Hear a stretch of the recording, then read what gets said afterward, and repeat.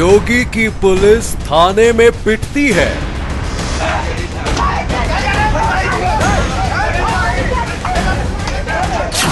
नेताओं के हाथ जोड़ती है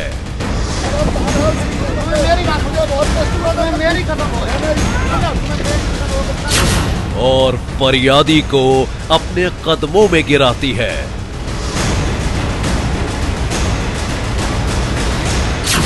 योगी जी कब सुधरेंगे ये पुलिस वाले?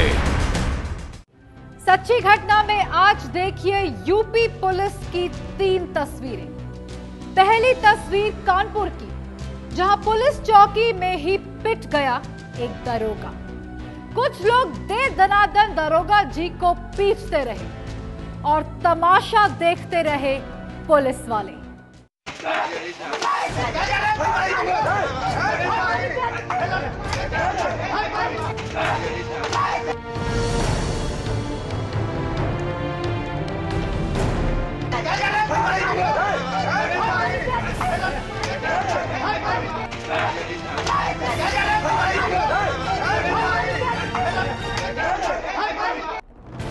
पुलिस चौकी पर हमला,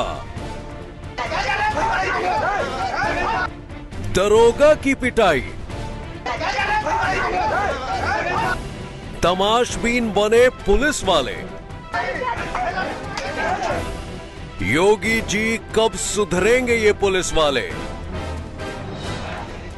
पुलिस चौकी में घुसकर एक दरोगा के साथ मारपीट की ऐसी तस्वीरें कम ही सामने आती हैं।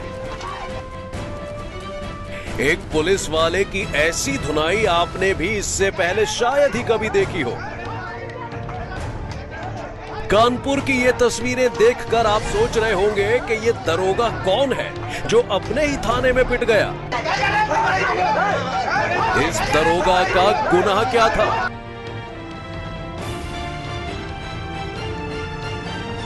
लोगों की भीड़ ने पुलिस चौकी पर धावा क्यों बोला? लोग इतने गुस्से में क्यों थे कि वो दरोगा को खुलेआम पीटने लगे और पुलिस चौकी में मौजूद वर्दी वाले क्यों बुत बने तमाशा देखते रहे?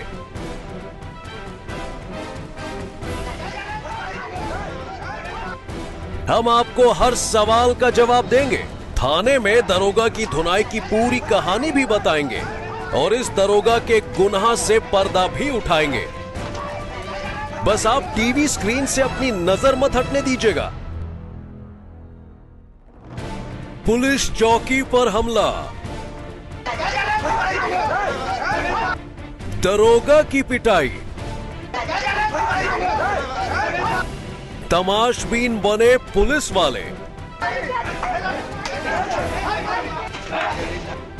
योगी जी कब सुधरेंगे ये पुलिस वाले? लोगों के गुस्से का शिकार बने इस पुलिस वाले का नाम है प्रमोद। दरोगा साहब कानपुर के घाटमपुर थाने की साड़ पुलिस चौकी के इंचार्ज हैं। आप ये जानकर हैरान रह जाएंगे कि कुछ गांव वालों के झगड़े में पिट गए दरोगा साहब।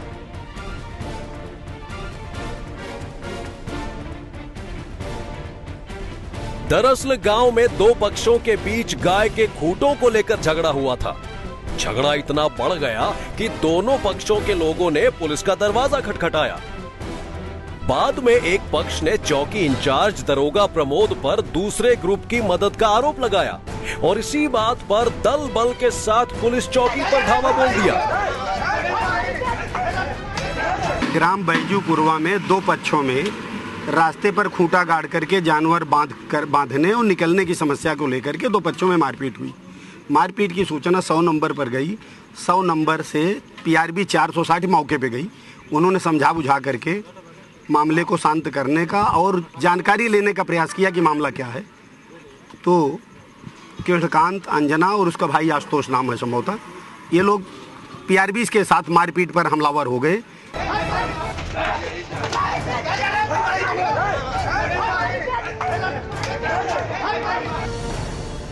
हैरानी की बात है कि जिस समय दरोगा साहब की पिटाई हो रही थी तब पुलिस चौकी में कई वर्दी वाले मौजूद थे, लेकिन किसी ने भी दरोगा पर हमला करने वाले लोगों को पकड़ने की कोशिश नहीं की। पुलिस वालों की कायरता देखकर सवाल उठता है कि जब ये पुलिस वाले अपने अधिकारी की ही हिफाजत नहीं कर सकते तो भला लॉ एंड ऑर्डर की हिफाजत क्या करेंगे। हालांकि घटना की सूचना मिलने पर काफी फोर्स भी भेजी गई थी, लेकिन तब तक गांव वाले दरोगा साहब की पिटाई करके बड़े आराम से 9-11 हो चुके थे। एक दरोगा की पिटाई का ये वीडियो जब आला अफसरों तक पहुंचा तो अब पुलिस इस मामले की जांच की बात कर रही है। सच्ची घटना के लिए कानपुर से अशोक सिंह की रिपोर्ट। दूसरी तस्वीर औरिया की है, जहां नेता ने तोड़ा कानून और पुलिस वाले ने मांगी माफी। बीजेपी के कुछ कार्यकर्ता बीच सड़क पर पुलिस वालों से भिड़ गए, जमकर बहस की और नेता के सियासी रसूख के सामने हाथ जोड़ते हुए नजर आया एक पुलिस वाला। सड़क पर हंगामा,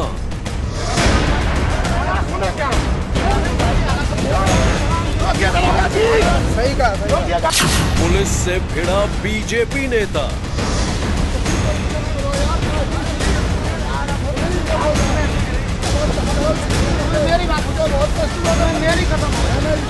पुलिस वाले ने हाथ जोड़कर मांगी माफी।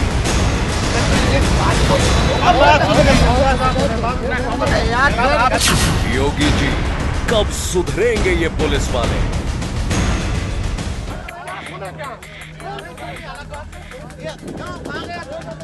सड़क पर यह तमाशा हुआ उत्तर प्रदेश के औरैया में। हंगामे की वजह जब आप सुनेंगे तो हैरान रह जाएंगे। वजह हम आपको आगे बताएंगे, लेकिन पहले देखिए ये लोग कैसे ड्यूटी पर तैनात पुलिस वालों से ही उलझ गए। लेकिन आप मेरी बात सुनी नहीं सर। भाई आपकी बात ही नहीं है, आप मेरी बात सुनो। आप उधर खड़े थे, हम बात कर रहे हैं यहाँ। आपने आप ये भी जान लीजिए कि पुलिस के साथ बहस करते ये लोग यूपी में सत्तारूढ़ बीजेपी के कार्यकर्ता हैं। समस्या नहीं, जो करना करो, हमें कागज दे दिए। बीजेपी कार्यकर्ताओं और यूपी पुलिस के बीच सड़क पर यह बहस उस समय हुई जब औरैया के अछलदा थाने में तैनात पुलिस वाले ट्रैफिक ड्यूटी पर तैनात थे। ये पुलिस वाले सीएम योगी के आदेश पर यहां तमाम गाड़ियों की चेकिंग कर रहे थे। उसी दौरान बीजेपी कार्यकर्ताओं की एक गाड़ी गुजरी जिसमें ड्राइवर ने सीट बेल्ट नहीं लगाई हुई थी। पुलिस ने गाड़ी रोकी तो बीजेपी कार्यकर्ताओं ने पुलिस वालों को ही डांटना शुरू कर दिया। सही कहा, बिल्कुल बिल्कुल बिल्कुल। चालान क्यों नहीं? चालान क्यों नहीं करिए? अलग हटो नहीं, बिल्कुल चालान होना चाहिए भाई। यही नहीं, एक कार्यकर्ता ने तो ये तक कह दिया कि पार्टी की इज्जत करो। तो इज्जत करो यार पार्टी की। मेरी बात, मुझे बहुत कष्ट हुआ था। मेरी कसम हो, मेरी कसम हो, गुप्ता मेरी बात सुन। और फिर वहां मौजूद सभी लोगों ने वो मंजर देखा जिसे देखकर किसी भी पुलिस वाले का सर शर्म से झुक जाए।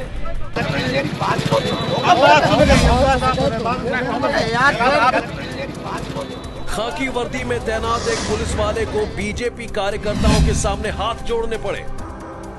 गौरतलब है कि हाल ही में मुख्यमंत्री योगी आदित्यनाथ ने यूपी विधानसभा में कहा था कि लोगों को ट्रैफिक नियमों का पालन करना चाहिए।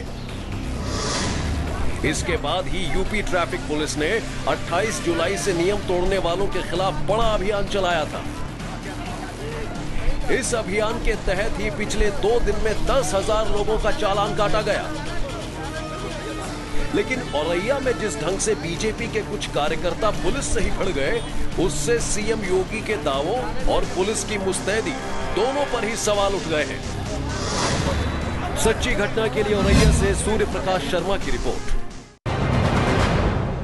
अब देखिए यूपी पुलिस का ऐसा चेहरा जो शर्मसार करने वाला है।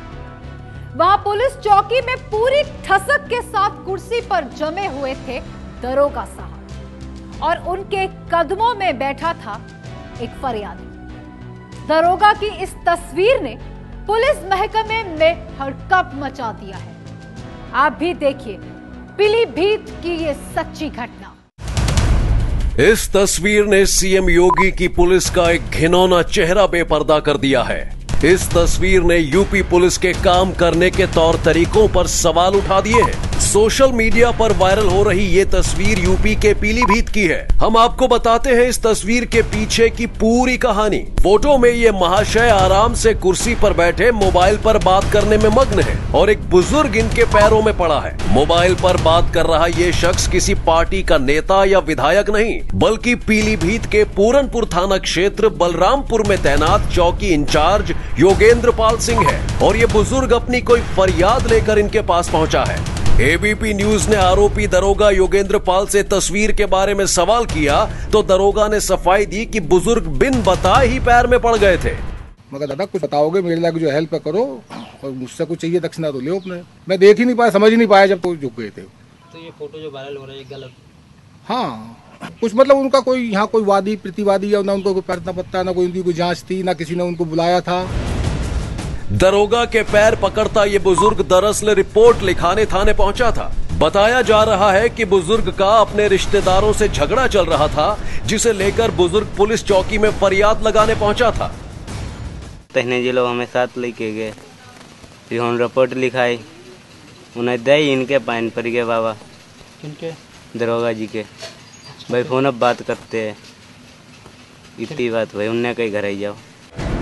पूरे मामले की जानकारी होने के बाद पीलीभीत के एसपी ने आरोपी दरोगा के खिलाफ जांच के ऑर्डर दे दिए हैं। लेकिन सवाल यह है कि क्या किसी फरियादी को अपनी रिपोर्ट दर्ज कराने के लिए पुलिस के पैरों पर गिरना होगा? सच्ची घटना के लिए पीलीभीत से कौशलेंद्र मिश्रा की रिपोर्ट। कोई कहता है कि वो कोई सिरफिरा है जो दहशत फैला रहा है। कोई कहता है कि वो कोई शैतान है जो अंधेरे में आता है और महिलाओं की चोटी काटकर गायब हो जाता है। आखिर क्या है चोटी काटने वाले शैतान का रहस्य? अपना सिर ने खूब कैडो पकड़ के और मेरे खूब तेज दर्द हुई सिर में। मैंने 3 यार सन्नी मर गया रे, मेरा सिर पाट को भाई, पाट को कती बस इतनी आवाज तो फिर ना मेरे आज बस एक बार धड़कन सी बहुत देर फिर दिखने तो बंद हो गया। बस मैं ऐसे सिर में दर्द होना कि मैं ऐसे पकड़ लिया बाल, फिर रुक के मारे 3 बस मैंने फिर होश नहीं है। दिल्ली के छावला इलाके में रहने वाली इन तीनों महिलाओं की कहानी एक जैसी है। उस कहानी में सदमा है, दहशत है और खौफ है। खौफ किसी गुमनाम साए का, खौफ चोटी काटने वाले एक शैतान का। दिल्ली के कंगनहेड़ी गांव में जब से मुनेश, ओमवती और श्रीदेवी के रहस्यमय ढंग से बाल गायब हुए हैं, तभी से पूरे इलाके में किसी गुमनाम साए और चोटी काटने वाले उस शैतान की दहशत फैली हुई है। दिल्ली के कांगनहेड़ी गांव में इस समय हम मौजूद हैं और फिलहाल गांव के जो लोग हैं वो सहमे हुए हैं। दरअसल रविवार के दिन ही यहां पर चौंका देने वाली एक के बाद एक जैसी 3 घटनाएं हुई। दरअसल यहां पर 3 घरों में महिलाओं के बाल काट लिए गए। अब सवाल ये है कि वो बाल काटे किसने हैं और किस वजह से किसने इस वारदात को अंजाम दिया। ये तमाम कई सवाल हैं और यही वजह है कि अब अफवाहों का बाजार भी गर्म है। अब तक जितनी भी महिलाओं ने अपनी चोटी काटने की कहानी सुनाई है, उन सभी का कहना है कि अचानक उनके सिर में तेज दर्द हुआ था। सिर दर्द के बाद वो बेहोश हो गई और जब होश आया तो सिर की चोटी गायब थी। इन महिलाओं के साथ हुई घटनाओं के बाद दहशत से बचने के लिए लोग अजीबोगरीब तरीके आजमा रहे हैं।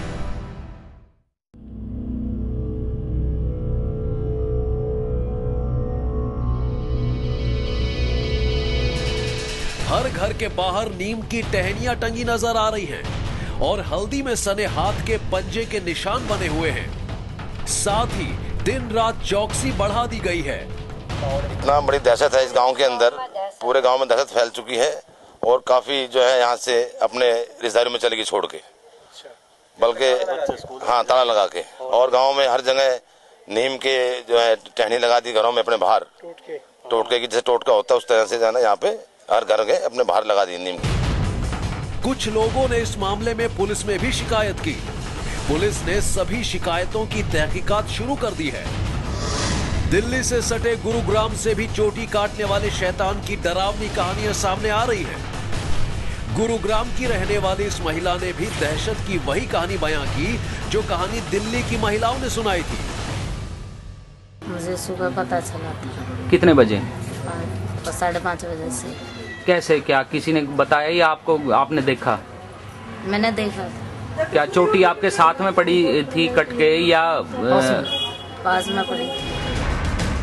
इन महिलाओं की आपबीती सुनने के बाद एक सवाल सभी के जहन में है कि क्या वाकई चोटी काटने वाला शैतान गली गली घूम रहा है या ये किसी की शरारत है? कहीं महिलाओं को इस तरह दहशत में डालकर अंधविश्वास फैलाने की साजिश तो नहीं रची जा रही है? सच्ची घटना के लिए गुरुग्राम से राजेश यादव के साथ अंजलि सिंह की रिपोर्ट। दूल्हा शादी के मंडप पर बैठा था, लेकिन दूल्हे का मन एक कार पर अटका था। दूल्हे के पिता और भाई बारातियों से घिरे थे, लेकिन वो भी एक कार की चाहत में खोए थे। इससे पहले कि शादी की रस्म शुरू होती, दहेज की कार को लेकर दूल्हे राजा भड़क गए। और उसके बाद क्या हुआ, वो कहानी आप भी देख लीजिए। ये दूल्हे मियां बैंड बाजे और बारात के साथ आए थे, लेकिन निकाह से पहले ही इन्हें पुलिस के साथ रुखसत होना पड़ा। वजह सुनकर आप भी चौंक जाएंगे। दरअसल इस दूल्हे ने सिर्फ इस वजह से शादी से इनकार कर दिया था क्योंकि इसे दहेज में मनमाफिक कार नहीं मिल रही थी। दहेज के लालच ने ही दूल्हे राजा को बना दिया पुलिस का मेहमान।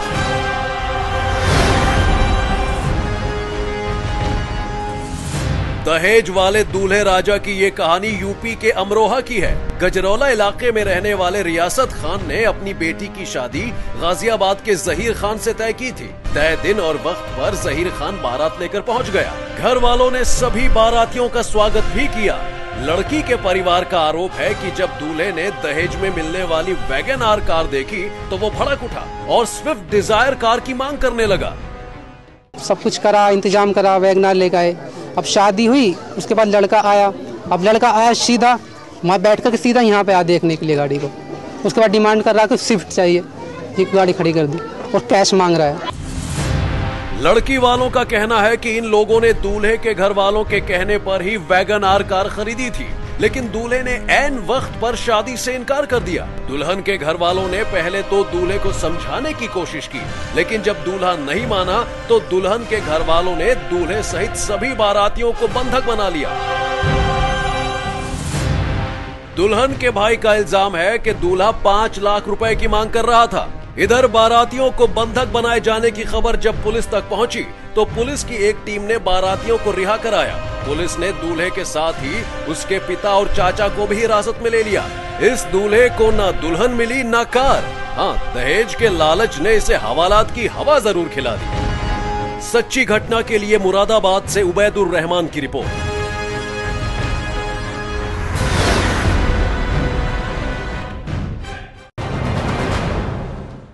सच्ची घटना में आज बस इतना ही। मैं कल फिर आऊंगी आपके शहर की कुछ और सच्ची घटनाएं लेकर। तब तक देखते रहिए एबीपी न्यूज।